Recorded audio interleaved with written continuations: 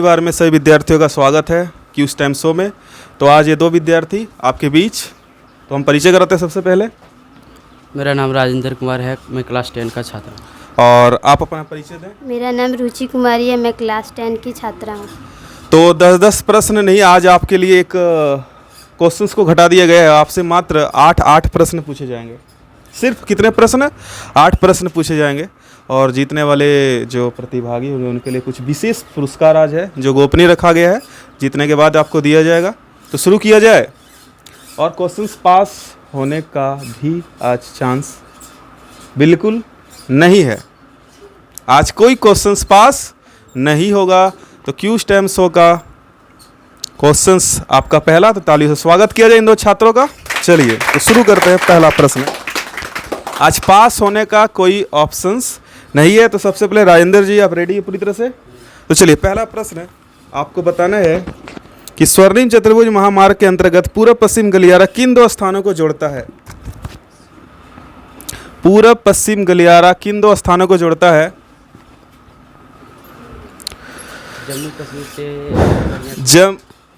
जम्मू कश्मीर से कन्याकुमारी। जम्मू कश्मीर को कन्याकुमारी से। और आपका जवाब बिल्कुल ही गलत है।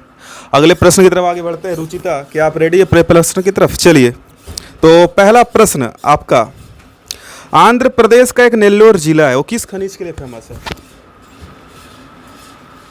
सोच समझ के जवाब दीजिएगा। पास करने का कोई ऑप्शन नहीं है आपके पास, और गलत बताने पर आपका नंबर काट लिया जाएगा। सोच के बताइए, बोलिए।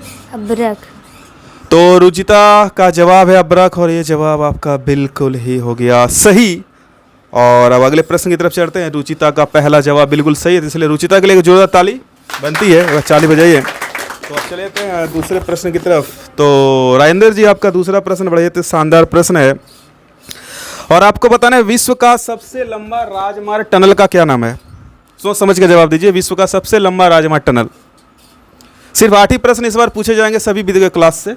तो आपसे भी 8 से दूसरा प्रश्न आपका, सोच समझ के जवाब दें। PBWD। ये जवाब बिल्कुल आपका गलत है।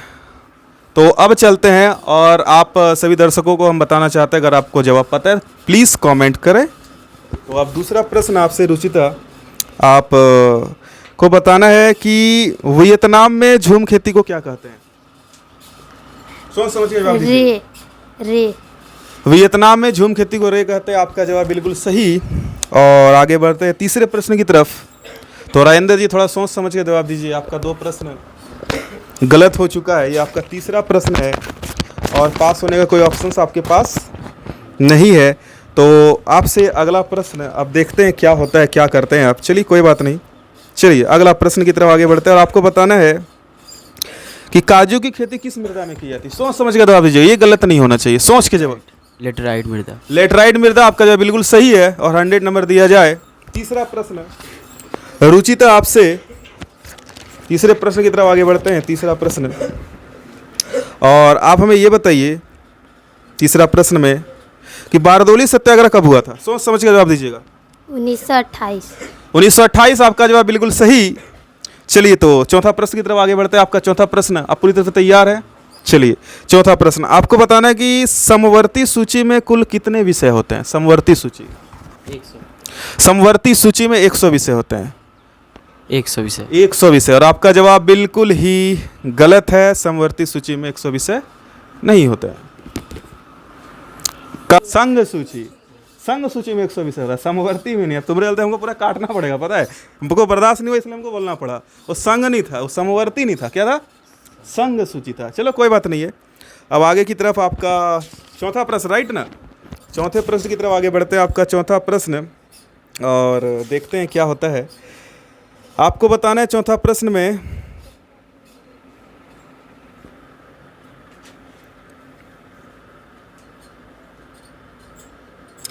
संविधान के अनुसार सरकारी कामकाज की भाषा के तौर पर अंग्रेजी का प्रयोग कब से बंद हो जाना चाहिए था?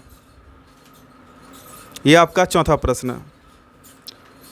अंग्रेजी का जो प्रयोग था वो कब से बंद हो जाना चाहिए था संविधान के अनुसार सरकारी कामकाज के लिए? पता है आपको? तो आपका माइनस कर दिया जाएगा। और आपको पता है इसका आंसर कितना? 1965। जवाब सही है, लेकिन कोई फ़ायदा नहीं है क्योंकि बोनस का कोई आज खेल नहीं है। चलिए आगे बढ़ते हैं। इस बार कितना प्रश्न होगा? 5वें प्रश्न की तरफ आगे बढ़ते हैं। आपका 5वां प्रश्न, और 5वां प्रश्न पूरी तरह से रेडी। चलिए, तो 5वां प्रश्न में आपका है कि इंग्लैंड में एक पेशिया किताब बेचने वाले को क्या कहते हैं? चैपमैन। चैपमैन। चैपमैन आपका जवाब बिल्कुल सही। और आपसे 5वां प्रश्न, गुटेनबर्ग ने अपना जो एक बनाया था गुटेनबर्ग प्रिंटिंग प्रेस, वो कब तक बना लिया था? वो अपना क्या तारीख था वो जो अपना प्रेस बना के रेडी कर लिया? वो तारीख बतानी है आपको।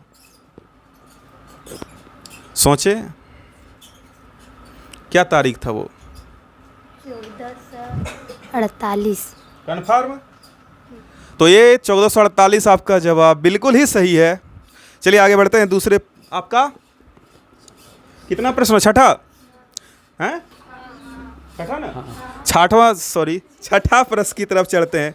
आपको बताना है, जाम ए जहांनामा एक अखबार है, वो किस भाषा में प्रकाशित हुआ करता था? सोच समझ के बताइएगा। चेहरे पर खुशी दिखी जा रही है, लगता है आपको जवाब पक्का पता है। जल्दी बताएं, सोच समझ कर बताएं।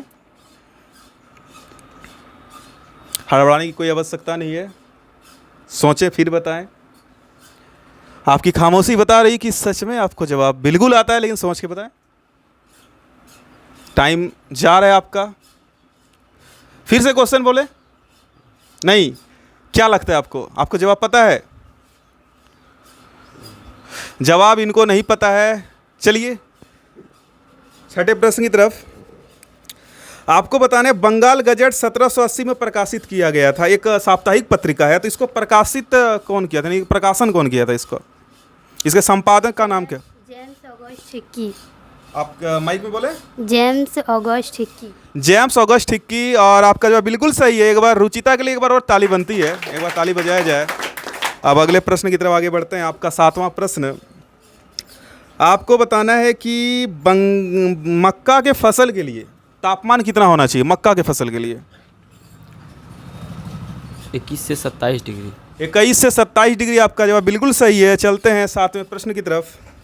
और आप ये बताइए कि जो कपास की जो फसल होती है, वो पूरे तैयार होने में कितना टाइम लगता है? 6 से 8 महीना। 6 से 8 महीने। आपका भी जवाब बिल्कुल सही। चलिए 8वां प्रश्न और आखिरी प्रश्न आपका, क्योंकि इस बार 8 प्रश्न ही पूछे जाएंगे सभी क्लास से। आपको बताना है, गुजरात का सबसे महत्वपूर्ण तेल क्षेत्र का नाम? अंकलेश्वर। अंकलेश्वर। सही जवाब। और आपका आखिरी प्रश्न, भारत में सबसे पहले तेल का जो कारखाना लगाया गया था, वो भारत के किस राज्य में लगाया गया?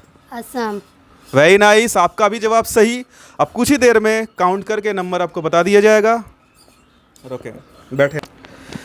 तो 10th के जो 2 विद्यार्थी के बीच अभी क्यूज हुआ, तो नंबर काउंट करने के बाद आज दोनों के मार्क्स इस प्रकार हैं। रुचिता को कुल मिले हैं 650 मार्क्स, और आज का वो विनर है। तो आज जो रुचिता के लिए जोरदार तालियों से स्वागत किया जाए उनका। और राजेंद्र जी का भी परफॉर्मेंस अच्छा है, जिनको कुल 200 मार्क्स मिले हैं। आपका मेहनत सही है। तो आप क्यूज टाइम शो के विनर का प्राइज़ वितरण समारोह तो सबसे पहले बुलाना चाहेंगे 10th के रुचिता जी को, जो आज विनर बने। आप आए और जो तालियों स्वागत करें रुचिता का। और आप यहाँ खड़ा रहे हैं। आप ये तो ये आपका पुरस्कार आप ग्रहण करें। पकड़े उसे, उड़ जाएगा। और जोरदार तालियों से रुचिता का स्वागत किया जाए। चलिए आप जाइए। नेक्स्ट हम बुलाना चाहेंगे